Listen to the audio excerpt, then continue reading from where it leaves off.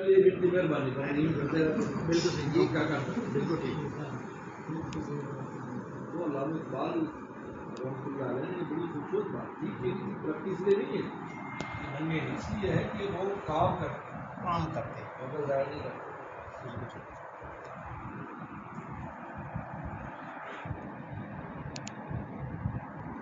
کسی کام دنیا نہ دیکھو ہر بندے دیدی خان جی میرا کوئی کام نہیں فارغ نہیں حالانکہ کام کے ہزاروں لینے مزدوری کر لو کوئی کام کر لو کسی دکان پر نوکری کر لو نہیں افسر بن کر بیٹھ رہا ہے وہ مل نہیں رہی یہ غلط ہے نا اس لیے آپ کو بھوک نہیں پڑی ہوئی اگر آپ کو بھوک پڑی ہوتی تو تم ہر کام کرتے افغانستان سے جب یہاں مہاجر آئے تو وہ بھوکے تھے وہاں اچھی اس تھی کوئی ذمہ دار تھا روش تھا انہوں نے یہاں ہر کام کیا میں ایسے لوگوں کو جانتا ہوں کہ جنہوں نے پانی بھی بیچے ہیں یعنی کہ وہ خاندانی ایسے نہیں تھے لیکن انہوں نے پانی بھی فروخت کیے ٹھنڈا پانی بسوں کے اندر شربت بیچے ریڑیاں لگائیں اور پھر اس وقت اکثریت فیکٹریوں کی مالک ہے فیکٹریوں کے پاس کوئی چاول کی فیکٹری کس چیز کی فیکٹری بڑی بڑی شاپس بڑی بڑی دکانیں محنت کی تو فیلڈوں پر قبضہ کرتے چلے یہ کس طرح کیا آپ ان کو ہسٹری اٹھائیں اسی بس کے اوپر وہ ہوا لگاتا ہوگا پانی بیچتا ہوگا بعد میں اسی بس کا مالک بن گیا محنت کی نا میرے سامنے آپ یہ جو دیکھتے ہیں کہ وہ کچرے میں جگہ چیزیں جمع کر رہے ہوتے ہیں ہمارے ہاں تو پہلے ہمارا بچہ تصور نہیں کر سکتا انہوں نے یہ کر کر کے دکانیں بنا لی شاپس بن گئی اب وہ آرام سے بیٹھا ہوا سیٹ صاحب ہے اس کی ہسٹری پیچھے یہ تو ہمیں چونکہ ہم رجے ہوئے ہیں والدین کی روٹی کھا رہے ہیں اس لیے بیکار بیٹھے مجھے نوکری نہیں ملتی بھائی تو کیسے تم جا رہا تو کچھ نہ کچھ تو ملے گی تو چھوٹی موٹی کر لو وقت تو ضائع نہ کرو آپ اگر کہیں کہ مجھے 50,000 کی ملے آپ کو اگر 15,000 کی مل جائے تو 15,000 بھی قیمت رکھتے ہیں تو ویسے تھوڑی وہ بھی قیمت ہے اگر آپ ان 15,000 میں سے 10,000 اپنے ابا کو دو گے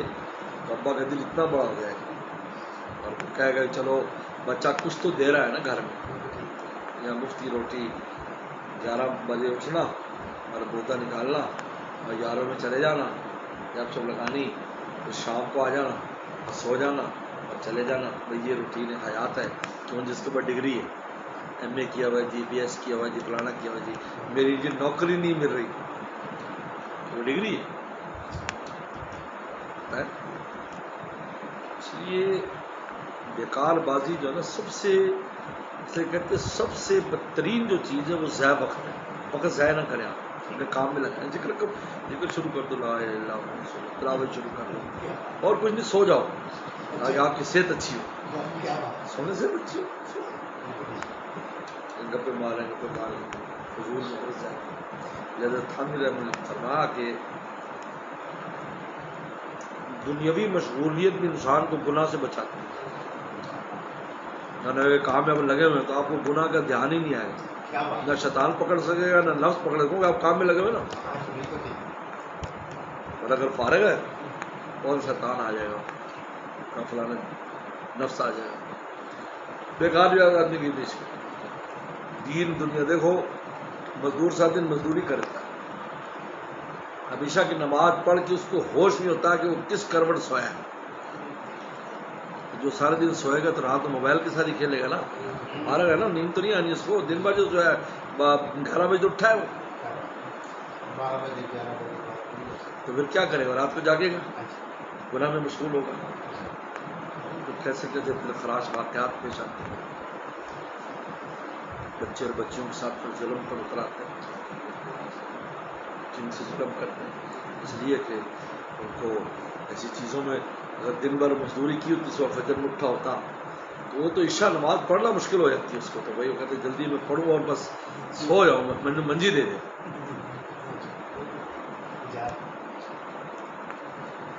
انسان کو یہ کار وقت ضائع نہیں کرنا ہے. کسی نے کسی کام میں لگا تو مطالعہ کر لیں،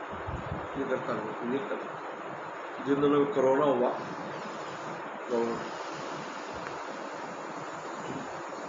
ہمارے یہاں تو اتنی سختی، لیکن دوسرے ملکوں سے بہت سے علماء نے انہوں نے مجھے رابطے کیے کہ ہم بند ہے، کمرے میں بند ہے بالکل، اور طبیعت کیا کرے، ہندی کو کام میں لگاؤ، مطالعہ کرو، تلاوت کرو، ذکر کرو. ہم نے کسی اس وقت کام میں لگاؤ تو یہ خلوت میں اچھی لگے گی. بہت دعائیں دی ان کا، یہ آپ نے رخ متعین کر. کتنی کتابیں تھیں جو نہیں مطالعہ علماء نے کی تھی، وہ علماء کو مطالعہ کرنے کا وقت مل گیا. کتنی چیزیں لکھنے کی تو لکھنے کا ٹائم مل گیا. عام آدمی تو اس کو ذکر، اذکار، تلاوت، تہجد کا ٹائم مل گیا. جب جلدی سو، تہجد میں اٹھو، پھر سورج نکلنا ہے تک ذکر اذکار کرو، پھر کیسے ڈٹ کی نیند آئے گی، ایسے سوئے گا تو زور ہو جائے گی. تو دن گزر گیا. اس طریقے پر وقت گزرا ان کا، لیکن وہ بیکار نہیں گیا. ورنہ انہیں گھبراہٹ ہو گئی تھی کہ ہم جو ہے نا کمرے سے باہر نہیں، کیا کریں. اس کا یہی ہے کہ آپ اس کو وقت کو مشغول کر دیں، آخرت کے کاموں میں مشغول کر دیں.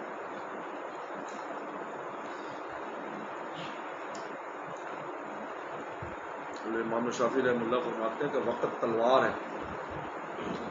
اگر تم اس کو نہیں کاٹو گے تو تمہیں کاٹ دو گے،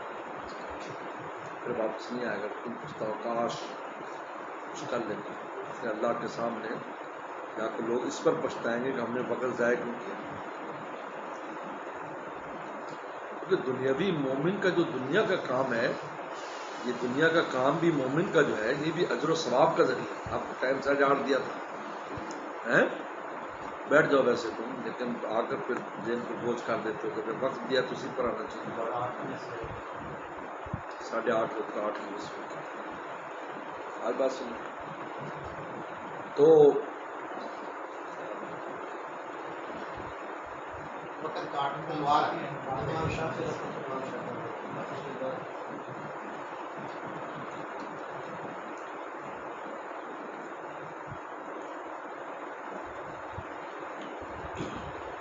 آخرت میں دنیا کا کام اگر انسان کرتا ہے، ہم دکان چلاتے ہیں، کچھ کرتے ہیں، ہم کسی رزق حلال کے لیے کرتے ہیں. رزق حلال عبادت، تب بھی آپ عبادت کرتے ہیں، بیکار نہیں. ہماری وہ دکانداری بھی عبادت ہے. ہمارے شیخ فرماتے تھے میرے مرشد کہ اگر ایک آدمی آلو بیچتا، آلو لے لو، آلو لے لو،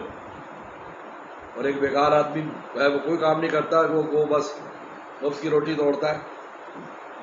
کہا کہ اس کا یہ آلو لے لو تسبیح سے افضل ہے، کیونکہ رزق حلال کما رہا ہے. اگر وہ کرے گا تو بچے کیسے پالے گا، حرام کھائیں گے.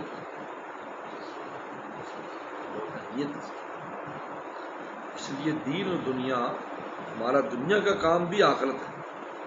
اس کو بھی اجر ملتا ہے. حدیث شریف میں آتا ہے انسان 14 گھر لے کر آتا ہے تو جب تک اس کا بوجھ اٹھاتا رہتا ہے تو اس کے گناہ معاف ہوتے رہتے ہیں. آپ گھر بچوں کے لیے لے کر آتے ہیں تو مسلمان بچے رزق حلال سے آپ پال رہے ہو،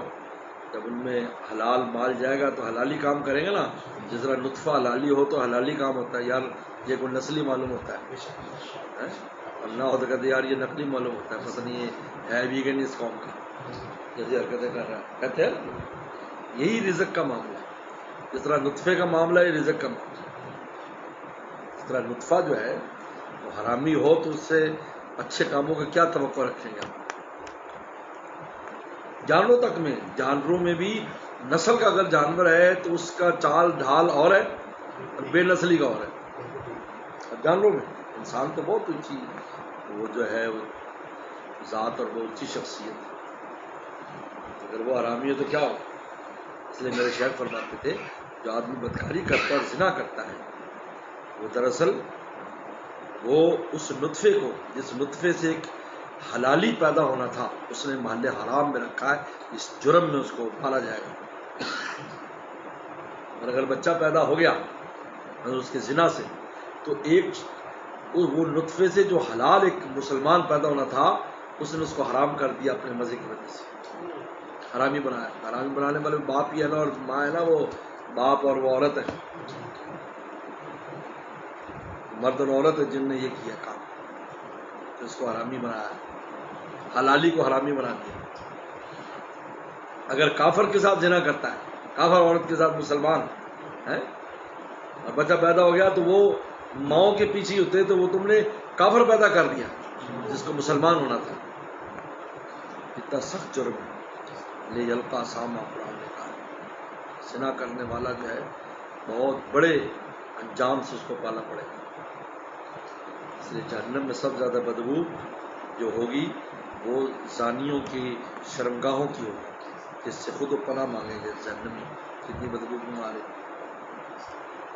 اور جنت میں جو خوشبو ہوگی سب زیادہ روزے داروں کے منہ کی خوشبو ہوگی. یہ اچھی خوشبو کہاں سے آتا ہے؟ روزے داروں کے منہ کی خوشبو.